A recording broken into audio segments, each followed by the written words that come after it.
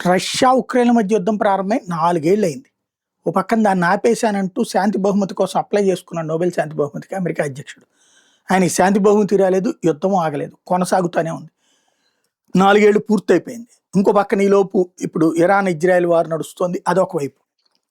అంతకుముందైతే 2 ఏళ్ల పాటు హమాస్ మీద వారు, ఆ మధ్యన వాళ్ళిద్దరి మధ్యన ఒప్పందం కుదిరింది అనుకుంటే ఇప్పుడు ఇరాన్ ఇజ్రాయెల్ వారు ఏకంగా అమెరికా దాడిలో నడుస్తుంది. ఇంకో పక్కన జెలెన్స్కీ ఉక్రెయిన్ అధ్యక్షుడు ఇప్పుడు ఆవేదన వ్యక్తం చేస్తున్నాడు. 4 సంవత్సరాలుగా మాస్కోతో యుద్ధంలో నేను దేశాలు తిరగటం, దేశానికి ఉక్రెయిన్కి మద్దతు సంపాదించడం, ఆయుధాలు సైన్యంతో తోడు నిలబడడం, దీంతో కుటుంబానికి సమయం వెచ్చించలేకపోయాను, నా పిల్లలకి సమయం కేటాయించలేకపోతున్నాను, వాళ్ళకి మంచి తండ్రిగా ఉండలేకపోతున్నాను అంటూ ఉద్వేగానికి గురయ్యాడు.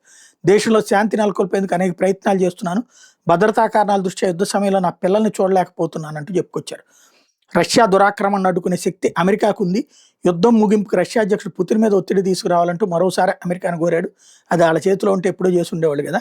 మార్చిలో అమెరికా నేతృత్వంలో శాంతి చర్చలు జరిగే అవకాశం ఉంది. రష్యా దాడుల్లో మా విద్యుత్ సదుపాయాలు దెబ్బతిన్నాయి, చలి తీవ్రత ఎక్కువగా ఉన్నా కూడా విద్యుత్తును పునరుద్ధరించేందుకు సిబ్బంది కృషి చేస్తున్నారని చెప్పుకొచ్చారు.